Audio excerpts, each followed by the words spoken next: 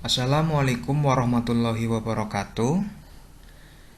Sebelumnya, perkenalkan, nama saya Syafril Sobirin. Saya dari kelompok 8. Saya akan mewakili teman-teman saya dari kelompok 8 untuk mempresentasikan tentang hak atas kekayaan intelektual yang berkaitan dengan desain industri dan merek. Ya, yang pertama kita ketahui dulu, apa sih hak atas kekayaan intelektual itu? Hak atas kekayaan intelektual adalah hak yang berasal dari karya, karsa, dan daya cipta kemampuan intelektualitas manusia yang memiliki manfaat serta berguna dalam menunjang kehidupan manusia dan mempunyai nilai ekonomi. Bentuk nyata dari hasil karya, karsa, dan daya cipta intelektualitas manusia tersebut dapat berupa ilmu pengetahuan, teknologi, seni, dan sastra. Selanjutnya kita akan membahas tentang hak atas kekayaan intelektualitas yang terkait dengan desain industri. Apa sih desain industri itu?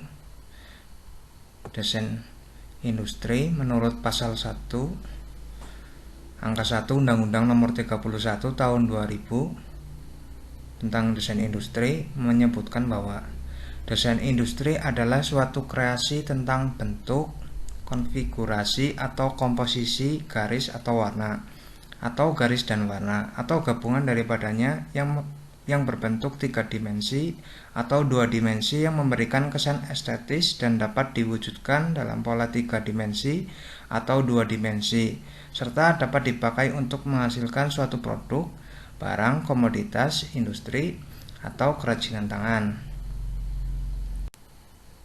Ya, selanjutnya lingkup desain industri. Berbeda dengan persyaratan untuk paten yang menentukan paling sedikit 3 kriteria yang harus dipenuhi, maka untuk desain industri kriteria itu hanya cukup kebaruan saja.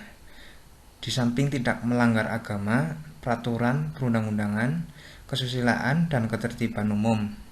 Bentuk dan lama perlindungan.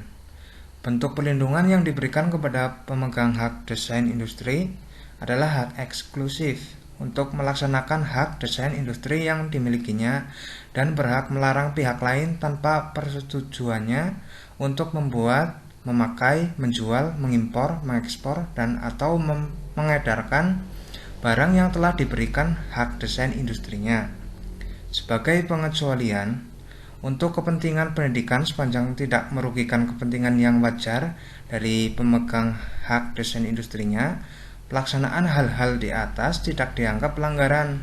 Pelindungan terhadap hak desain industri diberikan untuk jangka waktu 10 tahun terhitung sejak tanggal penerimaan.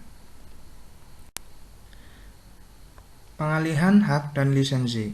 Desain industri dapat beralih atau dialihkan dengan pewarisan, hibah, wasiat, perjanjian tertulis, atau sebab-sebab yang lain yang dibenarkan oleh peraturan perundang-undangan yang berlaku.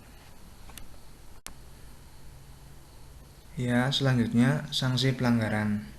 Apabila terjadi pelanggaran, maka pelanggar akan dipidana atau penjara paling lama 4 tahun dan atau didenda paling banyak 300 juta. Ya, selanjutnya prosedur pelindungan.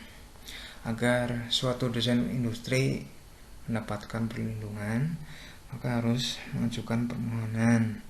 Prosedurnya yang pertama harus mengisi formulir permohonan.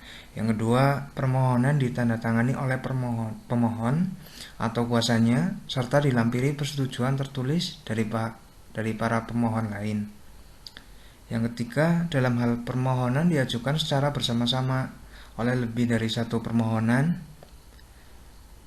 Permohonan tersebut ditandatangani oleh satu pemohon dengan dilampiri persetujuan tertulis dari para pemohon lain.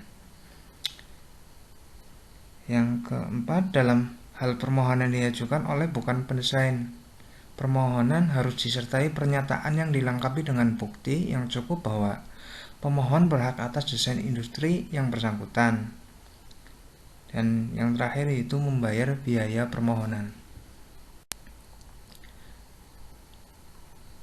Ya, selanjutnya kita akan membahas hak atas kekayaan intelektualitas yang berkaitan dengan merek. Merek memberikan fungsi untuk membedakan suatu produk dengan produk lain dengan memberikan tanda seperti yang didefinisikan pada pasal 1 Undang-Undang Merek, Undang-Undang Nomor 15 Tahun 2001. Lingkup merek itu sendiri ada 3, yaitu tanda yang diberi perlindungan merek, merek yang tidak dapat didaftar, dan merek yang ditolak. Merek dapat dialihkan baik seluruhnya maupun sebagian, karena pewarisan, hibah, wasiat, perjanjian tertulis, atau sebab-sebab yang lain yang dibenarkan oleh peraturan perundang-undangan yang berlaku.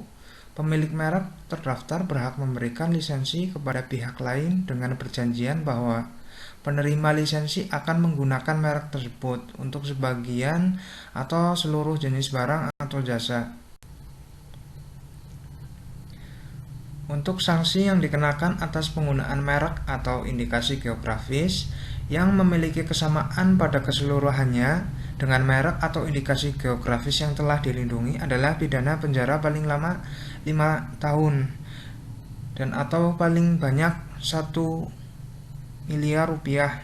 Penggunaan merek atau indikasi geografis yang memiliki kesamaan pada pokoknya dengan merek atau indikasi geografis yang telah terdaftar dikenakan ancaman pidana penjara paling lama 4 tahun atau denda paling banyak 800 juta rupiah. Ya, dan yang terakhir ada prosedur pelindungan merek. Prosedur yang pertama yaitu surat pernyataan di atas kertas bahwa merek yang dimohonkan adalah miliknya. Yang kedua, surat kuasa khusus jika melalui kuasa. Yang ketiga, salinan resmi akta pendirian badan hukum atau fotokopinya yang dilegalisasi oleh notaris. Yang keempat, 24 lembar etiket merek. Yang kelima, fotokopi kartu tanda penduduk pemohon. Yang keenam, bukti prioritas dan terjemahannya dalam bahasa Indonesia apabila permohonan dilakukan dengan hak prioritas. Dan yang terakhir itu bukti pembayaran biaya permohonan. Ya, sekian presentasi dari saya yang mewakili kelompok saya dari kelompok 8. Apabila ada salah-salah kata, maka saya mohon maaf yang sebesar-besarnya. Saya akhiri. Wabillahi taufiq wal hidayah. Wassalamualaikum warahmatullahi wabarakatuh.